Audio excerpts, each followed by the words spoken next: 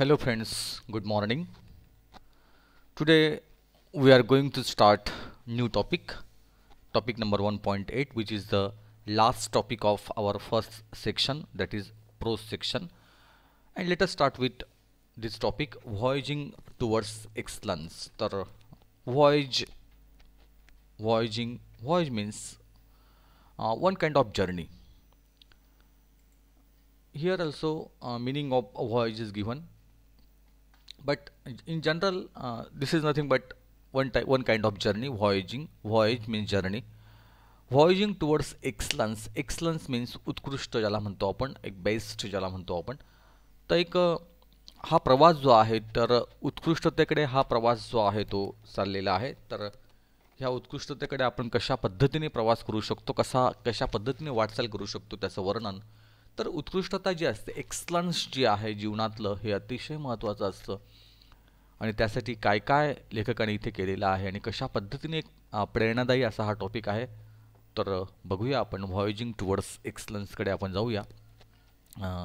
what kind of journey here the author describe about his own life, and this is nothing but one kind of autobiographical sketch of Achyut Godbole, one of the famous writer, one of the famous IT expert, and in what way he describes his own journey of his life.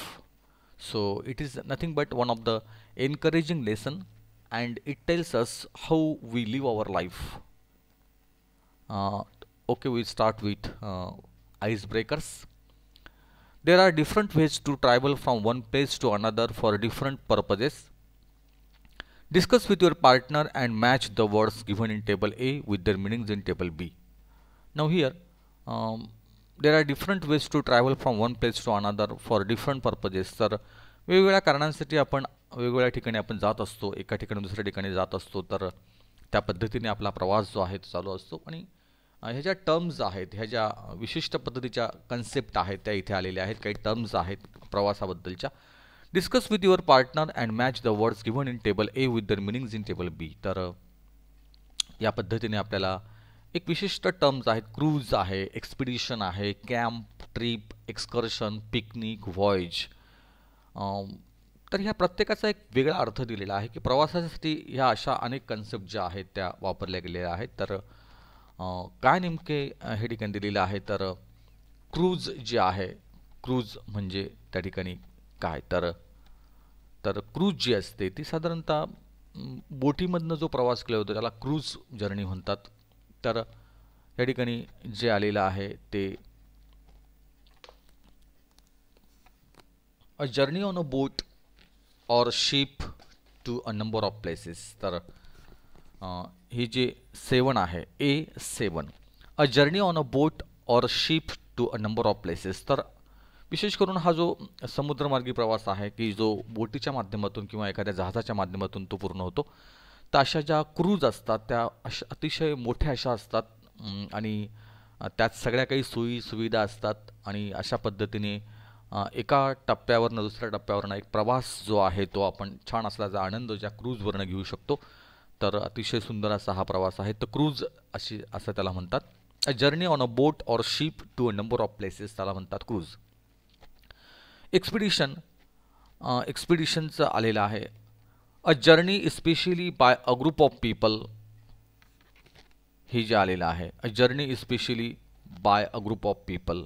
तर ह्या ठिकाणी आलेलं आहे, a journey specially by group of people for a specific purpose. तर एक्सपिडिशनचा अर्थ आहे number 6 जे आहे, a journey specially by group of people for a specific purpose. तर असा हा प्रवास आहे की जो एखाद्या विशिष्ट ग्रुपने केला जातो. Especially bye group of people for a specific purpose, एक विशिष्ट उद्देश त्या ठिकाणी डोळ्यासमोर ठेवून त्या ठिकाणी एका ग्रुपच्या माध्यमातून केलेली जी मोहीम असते त्याला एक्सपिडिशन असं म्हणतात. म्हणजे एखाद्या ग्रुपने ती मोहीम पार पाडलेली आहे. जसं त्या ठिकाणी शिवाजी महाराजांच्या अनेक मोहिमा ज्या होत्या त्या एक्सपिडिशन्स म्हणता येईल. एखादी मोहीम जी आहे की जी ग्रुपने राबवली जाते आणि एक विशिष्ट उद्देश डोळ्यासमोर ठेवून त्या ठिकाणी तिचं काम होतं, त्याला म्हणतात एक्सपिडिशन. त्याला आपण मराठीत मोहीम असं म्हणतो. कॅम्प जो आहे, C camp, a place usually away from urban areas where tents are erected for shelter. तर ह्या ठिकाणी आहे नंबर 5 जे आहे. अ प्लेस हे कॅम्पसाठी नंबर 5 आहे. A place usually away from urban area where tents are erected for shelter. तर असा त्याला कॅम्प असं आपण म्हणतो, एक प्रकारचं शिबिर ज्याला म्हणूया आपण. अ place usually away from urban areas, की जे शहरी एरियापासून दूर थोडंसं, आणि की ज्या ठिकाणी एखाद्या निसर्गरम्य अशा वातावरणात त्या ठिकाणी किंवा एखाद्या सेवा म्हणून त्या ठिकाणी, सेवाभावी म्हणून त्या ठिकाणी असं शिबिर असू शकतं, की ज्या ठिकाणी टेंट्स जे आहेत, तंबू जे आहेत ते इरेक्ट म्हणजे उभारणे, इरेक्ट केले जातात निवाऱ्यासाठी. आणि तात्पुरता एक निवारा म्हणून त्या ठिकाणी तो कॅम्प जो आहे, छोटासा कॅम्प जो आहे तो आयोजित केला जातो, त्याला कॅम्प असं म्हणतात, त्याला आपण शिबिर असं म्हणूया. नंतर नेक्स्ट आहे ट्रिप, ज्याला आपण म्हणतो अनेक वेळेला आम्ही ट्रिपला चाललो वगैरे असं बोलतो. तर ह्या ट्रिपचा एक्झॅक्टली अर्थ काय होतो? ट्रिप जे आहे, a brief pleasure outdoor visit. A brief pleasure outdoor visit. Number 3, a brief pleasure outdoor visit. एक छोटासा, एक अल्पसा आनंद आणि बाहेरगावी कुठेतरी जाऊन त्या ठिकाणी आपण तिथे भेट देणं, आणि अशी ज्याला आपण लघु ट्रिप असं म्हणतो, किंवा एखादी छोटीशी सहलवजा असा जो भाग आहे त्याला म्हणतात ट्रिप. आता एक्सकर्शन याला सुद्धा सहल असं म्हणतात, पिकनिकला सुद्धा बऱ्याच वेळा सहल असा हा शब्द आहे, पण प्रत्येकाचे अर्थ ते वेगळ्या वेगळ्या अंगाने इथे आलेले आहेत. एक्सकर्शनचा अर्थ होतो एक्सकर्शन. एक्सकर्शनचा त्या ठिकाणी अर्थ आहे a short journey to a place with a particular purpose. A short journey to a place with a particular person. Number 4, excursion, ज्याला आपण सहल असं सुद्धा त्या ठिकाणी संबोधतात. एक छोटासा प्रवास जो आहे एखाद्या विशिष्ट कारणासाठी त्या ठिकाणी केलेलं, त्याला म्हणतात एक्सकर्शन. पिकनिक, पिकनिक जी आहे ती आहे a short visit to an outdoor place where people celebrate, enjoy and eat meals. त्याला म्हणतो आपण सहल, picnic. A short visit to an outdoor place where people celebrate, enjoy and eat meals, की ज्या ठिकाणी छानपणे भोजन केलं जातं, छान पद्धतीने एक सेलिब्रेशन चालतं, आनंद होतो. आता हे तिघंही एका अर्थाने खरं वापरतात, पण आता आपल्याकडे इथे त्यांनी वेगळा त्याचा एक अंग इथे दिलेला आहे, एक वेगळा पर्स्पेक्टिव्ह जो आहे तो हे ठिकाणी आलेला आहे. आणि व्हॉयेज जे आहे, जी a long journey on a ship, आणि त्या ठिकाणी a long journey on a ship, एखाद्या जहाजावरनं केलेला लांब पल्ल्याचा प्रवास जो आहे त्याला व्हॉयेज असं म्हणतात. तर या पद्धतीने प्रत्येक शब्दाचा अर्थ जो आहे तो प्रवासासंदर्भातलेच हे सगळे शब्द आहेत. आणि cruise, expedition, camp, trip, excursion, picnic आणि व्हॉयज.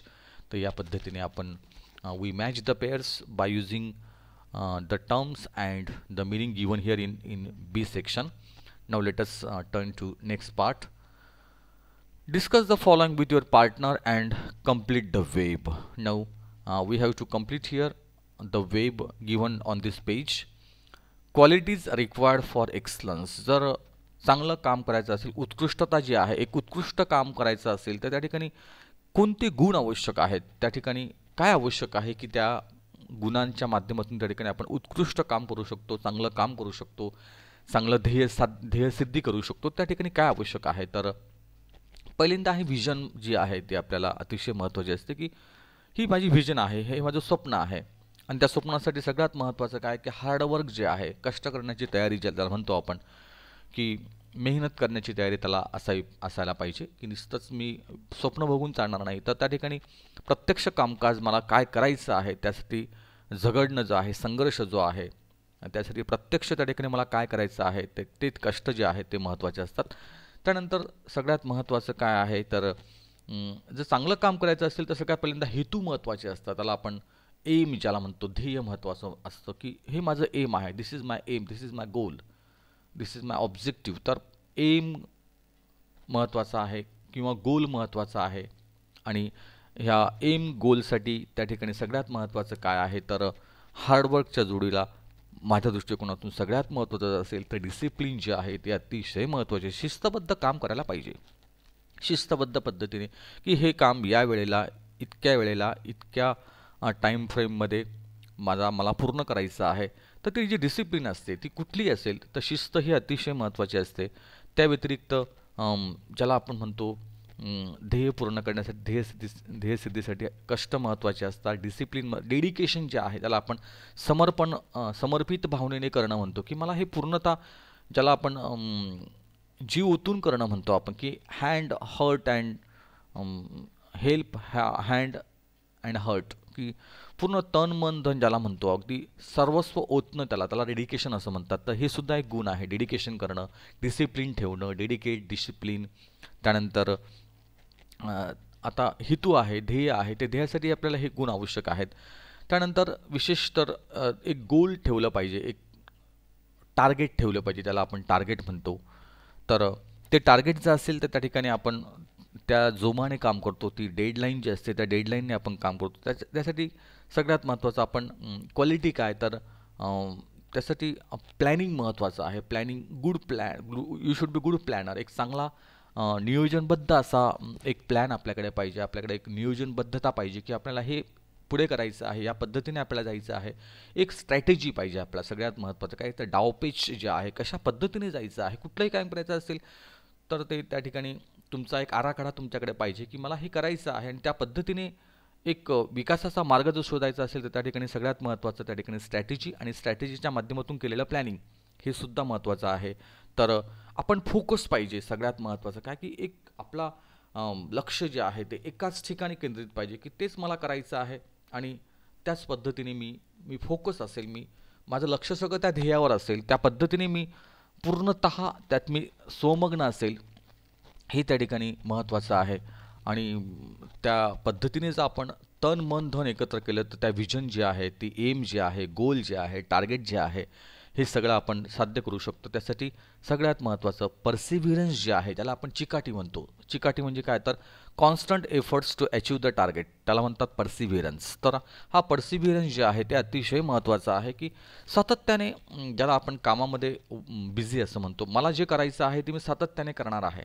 म्हणजे कितीही मोह असेल, कितीही त्या ठिकाणी बाहेरचे असे आमिष असतील, त्या कुठल्याही आमिषाला बळी न पडतात. Don't yield to temptation, but I have to stick to my target.